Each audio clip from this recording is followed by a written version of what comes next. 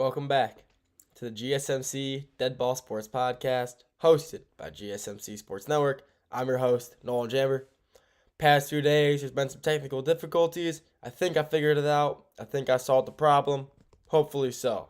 Had to perform some tech wizardry. How to figure it out. Google some stuff. So I think I fixed it. I think we're back. Hopefully so. So we're back. But today we got a good variety of stuff to talk about. Obviously, starting off with the NBA. That's the most important stuff right now. It's the most, it's the talk of the town. NBA postseason, we got to talk about it. NFL, we're going to that after that. We're talking about teams, what they need, what teams need this postseason, and talk about the NFC North. To end it off, we're talking MLB. We're going to talk about teams that have been, surprising this year. Teams that have kind of made a step, made a leap, and why, they're performing good. So, excuse me. But before we get into any of that,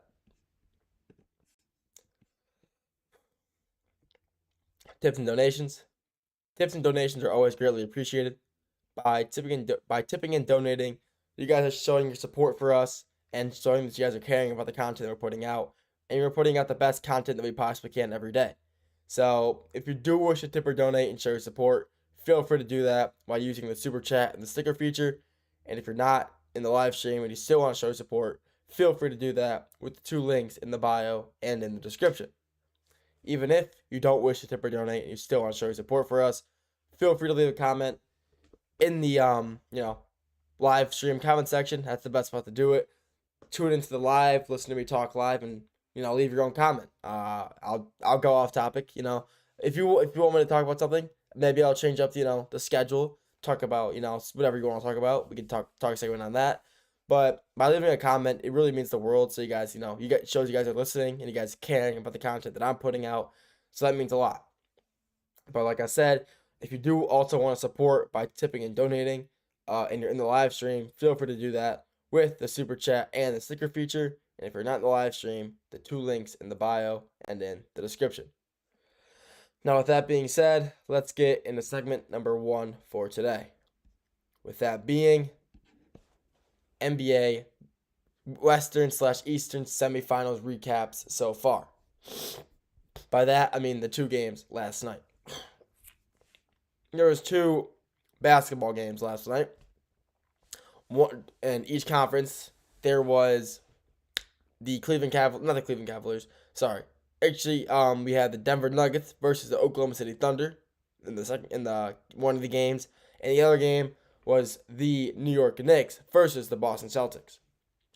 We'll get let's talk about the Nuggets game first because that was not as enjoyable, I guess you could say, if you're a Nuggets fan, it wasn't that enjoyable. The Nuggets just got absolutely the Thunder stuck it to them last night. We'll say that. The Thunder dominating, putting up 87 points in the first half, which is, unbelievable. That is putting up 87 points in the first half of a playoff game. Unbelievable. They were leading by 31 at the halftime, and the Thunder just had it all. They were doing everything right. Multiple guys in their team, 8 guys in their team putting up double-digit points. And like I've been saying, if you're going to have guys if you want to win games, you need guys to, score. Off the bench, you're starting 5, they need to score. And the Thunder, they did that last night. Everybody contributed. Off the bench contributed. They had third stringers in by the end of the third quarter, start of the fourth. I mean, they just played phenomenal basketball last night. Absolutely phenomenal basketball. And it was, I had it on. I was watching it for the first half. And then, the Nuggets were down 31. And I stopped, following live. I was still following, through like ESPN and, live sports. But I wasn't watching it. So, but there really wasn't too much to watch. I mean, Jokic had a horrible night. He had 12 points on 6 fouls, fouling out in the third quarter, and 6 turnovers. He had a stat. It was 6 buckets, 6 fouls, 6 turnovers. Horrible stat line for Jokic. That's probably the worst game he's had this year.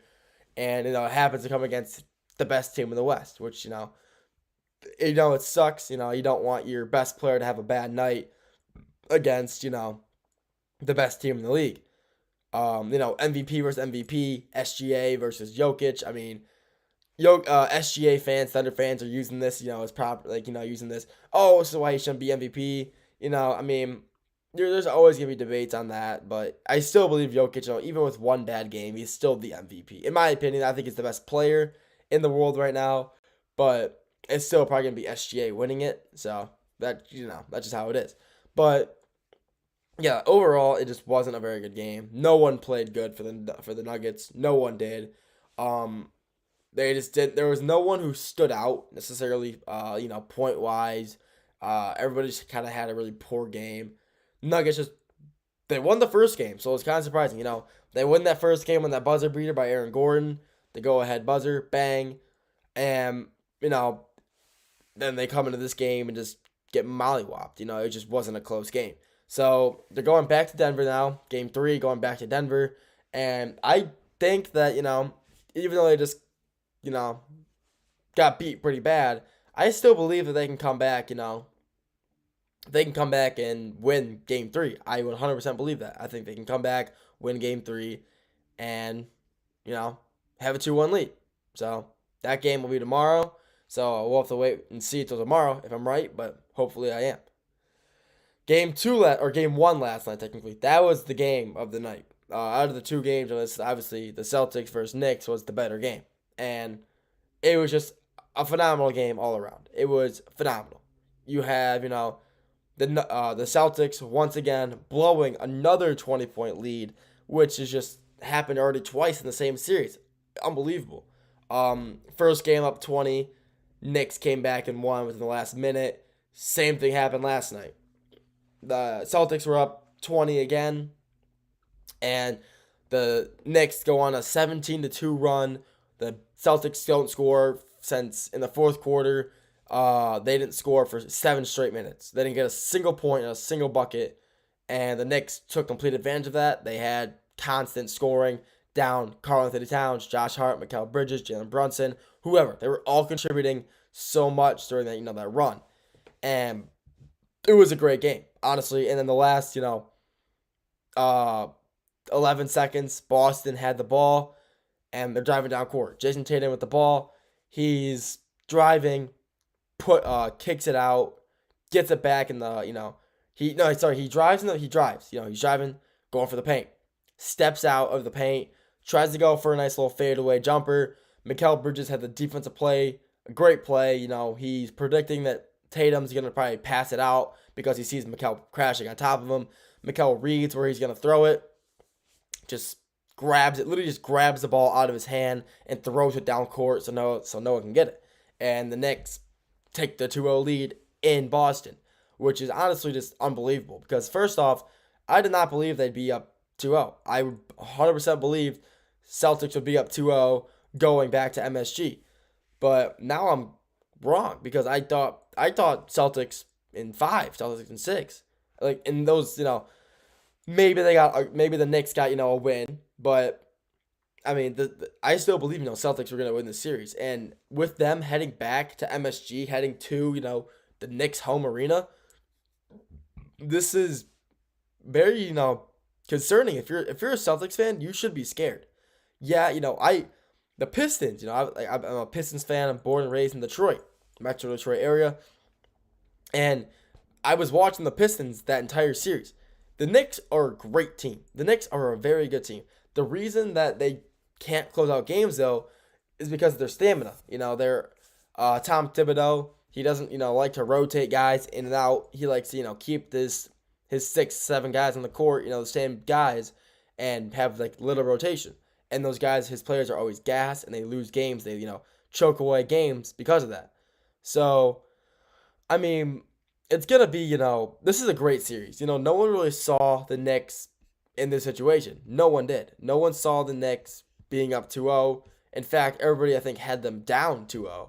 And honestly, with them heading to MSG, back to New York, this series could end in 4 games.